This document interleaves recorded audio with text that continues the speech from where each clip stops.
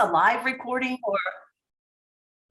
Yes, we're recording. Let's see. We're recording the whole interview, which will go on our website, and then parts of it will be used in a report that we'll put together.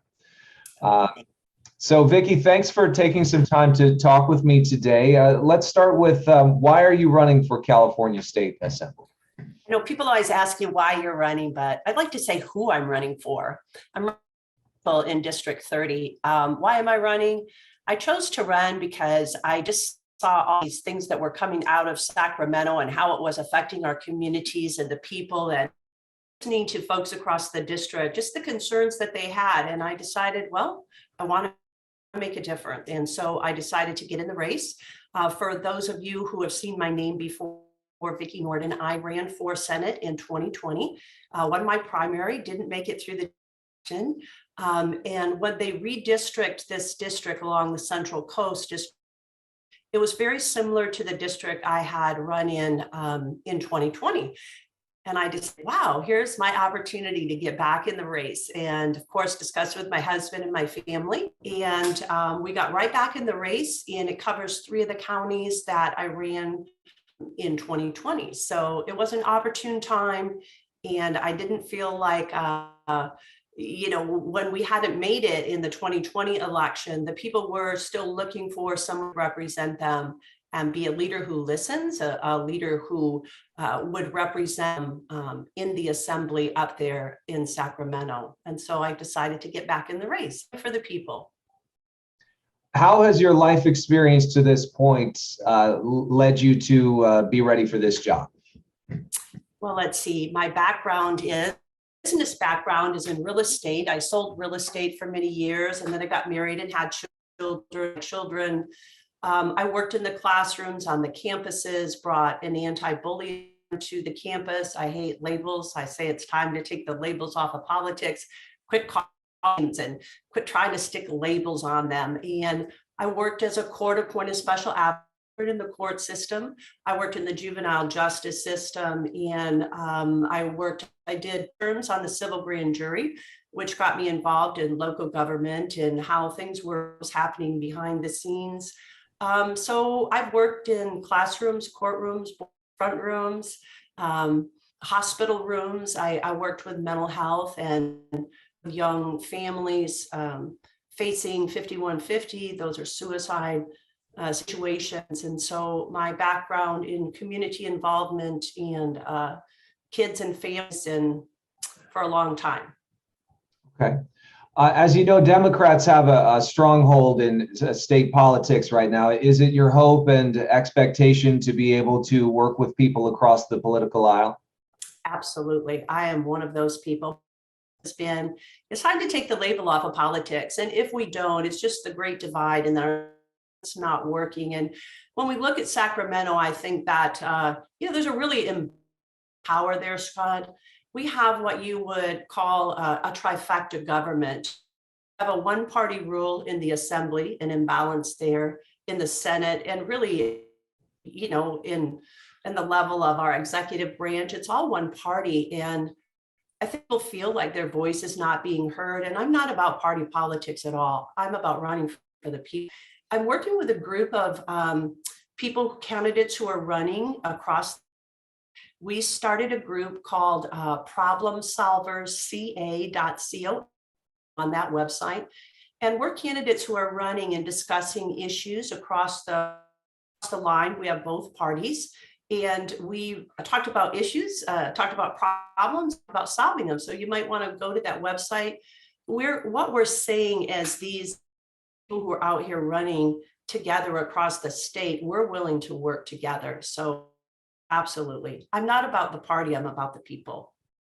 Okay. You list education as one of your top priorities, and your opponent does as well, but it appears that you kind of have different views on how to improve it. What do you think is the best way to improve education for our students? Well, I think that, first of all, we need to know that these children belong to the parents. And I think what we've seen with a lot of bills and things that have been Sacramento, they're really taking away parents' rights. And that's a really important parents to be able to make the decisions for their children. Now we've seen so much political, just going into the school system, trying to really our kids in a lot of ways. We want it to get back to education, and we are rated 5 out of 50 states, I believe, in education. When we're spending over $20,000 per student each year when we're sending them to school, and I think want a better expectation of an education for their children. And I'm not, what my opponent's views are on education. I think she works as a administration of education, but I've worked in those classrooms as well. I've seen, kids need help in those classrooms, and I support education choice for parents where they want to send their children to go to school anywhere across this state of California. And I think that it's time we make those changes. Okay. California certainly is a very expensive place to live. How do you think the state can help reduce the burden of the high cost of living here? Well, I think that we can start by fixing some of our, by the way. How about water and electricity prices? Inflation is off the chart. So when we talk about affordable housing, we talk about affordability, talk about infrastructure, we need to talk about water. We need to talk about these prices for what's really happening across the state. We need more water storage. Absolutely. I live in Monterey County. My district, as you know, covers 3 counties, including San Luis Obispo, Santa Cruz, but we have all these RENA numbers coming down to build houses, build them because then we don't have water. So affordability, I had my daughter me yesterday. Well, actually, she texted me and said, "Hey, can you see if you can get some baby formula? Find it in the store." Now that's very concerning, very, very concerning. So what do we do to really build up our infrastructure and make sure that we have our supply open in the state of California? Inflation is off the charts here. Highest gas price, taxes, and then we have the issue of crime. What's happening where somebody goes into the grocery store, fills up their cart, pushes it, and doesn't pay for anything. I know in San Luis Obispo, there was a Denny's restaurant, and there were people who continued to come in, and as they would eat their lunch, eat their breakfast, dinner, and then they would just walk out the door and not pay for it. Denny's actually had to close. They said, we cannot continue to afford to do this. We saw this in San Francisco when the Walgreens closed. And so what happens when we don't bring, that law and order back into our communities? Then we're for all of that at the grocery store, and, everything has gone up. It's been very tough on families. And we have seen thousands of people leave the state of California, businesses leave the state of California, thousands of regulations, and we can do better. Our mantra is, as California goes, so goes the nation. And I think concerned about that. We're not leading in the right direction right now, and we need to turn around in our Sacramento policies and representation up there. California has certainly put a lot of money towards homelessness, but it remains a top issue. I think certainly everyone would say there's a lot more that needs to be done. What do you think can be improved on as far as how the state responds to the homeless crisis? I think they realize there is one, and I've not really seen a plan. They do continue to allocate billions and billions of dollars. And I think that as we allocate it to the different counties and we put money towards it, very complex issue. I don't think we can just put it in one category, because we have, let's just say during the pandemic, we had young families who lost their jobs, for a period of time, didn't have to pay their rent and pushed it out. They lived on their savings. And then when after COVID and coming out of COVID, they really didn't have the money. And now the landlords were moving them out of those places because the landlord had responsibility for their mortgages as well. So then they didn't have money for the down payment to move into a new apartment. And we found some of these families in situations. Now, this is described as homeless. Now, here they are living in a motel. Their kids they're back to work, but they don't have the money, for a deposit. One aspect of homelessness. And I think that we really should be helping these families immediately, as soon as possible, get back on their feet. And then when you look at homelessness, and I think probably people would, consider this as a definition other than the one maybe I just, besides that, we have young teenagers out there on the street homeless. We have students sleeping going to college. That's homelessness as well.